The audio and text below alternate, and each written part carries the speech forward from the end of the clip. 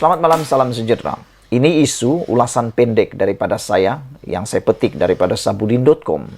Anda pasti setuju apabila saya kata pencabar Zahid Hamidi Tokmat mesti kuasai jawatan naib presiden dan MT UMNO.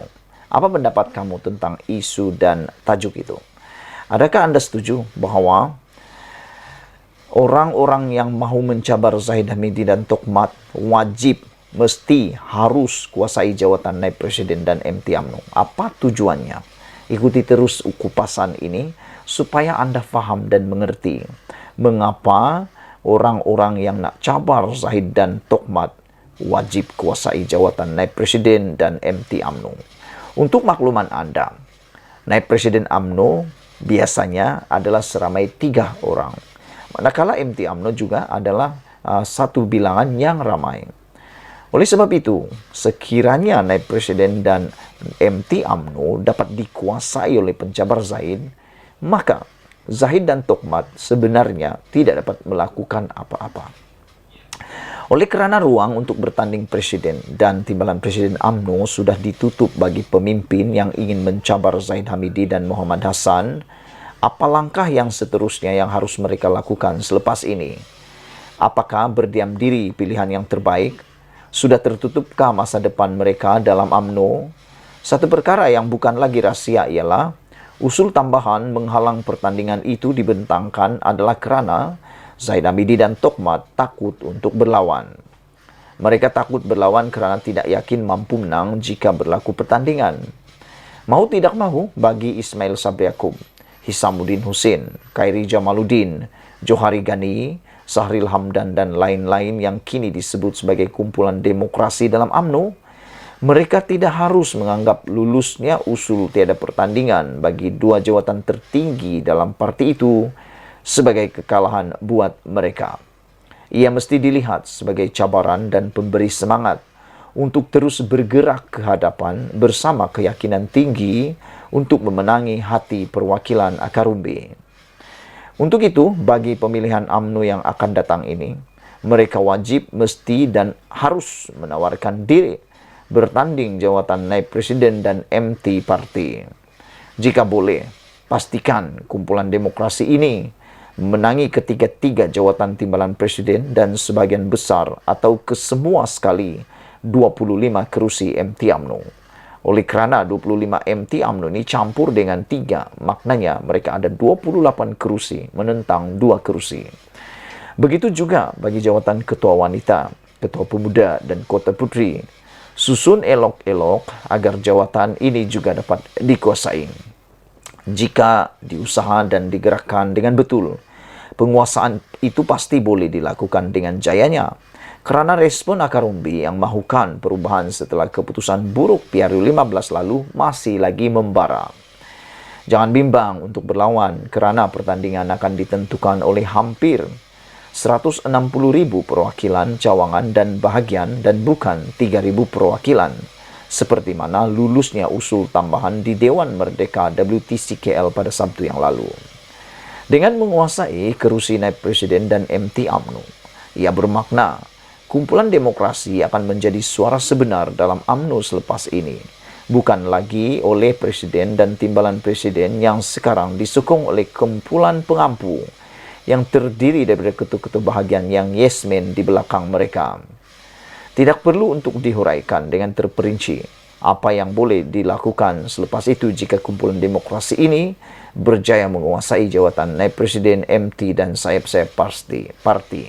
Saya pikir kalau semua itu boleh dikuasai oleh kumpulan demokrasi ini, saya sangat yakin mereka boleh menuntut, mereka boleh memaksa, mereka boleh meminta Zahid Hamidi letak jawatan. Kerana kalau semua bahagian sudah pun menuntut, jelas mahu supaya letak Zahid Hamidi letak jawatan, Zahid Hamidi perlu letak jawatan kerana dia sudah kehilangan sokongan daripada parti dia sendiri.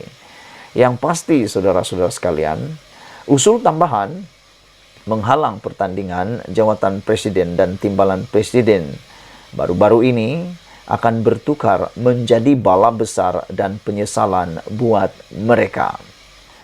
Kepada pencinta dan pendukung demokrasi dalam UMNO, gunakanlah pemilihan kali ini untuk memulihkan semula parti. Selepas kehilangan lebih separuh daripada 54 kerusi parlimen yang dimenangi pada 2018 dahulu. Jika tidak diubah dan tidak dikembalikan demokrasi, tidak mustahil UMNO hanya tinggal 16 kerusi parlimen saja pada PRU 16 tahun 2027 akan datang. Atau mungkin dengan lebih teruk lagi, mungkinkah UMNO hanya dapat 5 kerusi lagi atau langsung tidak mempunyai apa-apa kerusi lagi, seperti yang dialami oleh parti ataupun gabungan GTA Pejuang, yang mana semua calon daripada Pejuang termasuk legenda negarawan Malaysia yaitu Tun Mahathir Mohamad sendiri kalah dan tidak dapat deposit. Bayangkan, kekalahan tak dapat deposit. Mukriz pun sama. Walhal mereka ialah gergasi-gergasi besar dalam politik Malaysia. Saudara, pemilihan UMNO akan datang, inilah peluang terakhir bagi 160,000 perwakilan cawangan dan bahagian untuk menentukan hidup mati UMNO. Adakah Anda setuju dengan tulisan itu? Adakah Anda setuju dengan apa yang dikatakan oleh Sabudin apabila dia kata pemilihan UMNO akan datang, inilah peluang terakhir bagi 160,000 perwakilan cawangan dan bahagian untuk menentukan hidup mati UMNO. Saya sependapat dengan beliau. Saya sangat sependapat dengan beliau kerana benar peluang ataupun alat tuju UMNO, nyawa UMNO sebenarnya bergantung pada pemilihan UMNO pada waktu terdekat ini. Saudara-saudara, pastikan kumpulan demokrasi mempunyai suara yang kuat dalam barisan kepimpinan tertinggi selepas pemilihan UMNO akan datang, agar parti tidak mati dilenyapkan oleh kumpulan pengampu yang tiada lagi jiwa perjuangan dalam diri mereka, kata Sabudin. Sebelum kita berpisah, saudara-saudara sekalian, Anda bantu tinggalkan komen. Adakah Anda juga setuju dengan ulasan pada malam ini? Yaitu para pencabar Zahid dan Tokmat wajib, mesti dan harus menguasai jawatan naib presiden dan MT UMNO. Kerana pada pendapat saya, siapa sebenarnya Chai atau kumpulan Zahid Hamidi yang mungkin akan bertanding bagi jawatan naib presiden dan MT UMNO? Seperti yang dinyatakan oleh Ismail Sabri Yaakob, kalau 2 jawatan itu tidak dipertandingkan, kenapa 3 jawatan lain naib presiden perlu dipertandingkan pula? Ini menjadi persoalan yang besar. Mungkinkah seperti yang dikatakan oleh Sabudin, ini menjadi satu bala penyesalan kepada Tokmat dan Zahid Hamidi? Itu Anda tolong jawab sendiri. Sebelum kita berpisah, sila tinggalkan komen Anda, tekan butang subscribe. Malaysia kita punya, kita juga sama-sama cinta Malaysiaku. Bye-bye.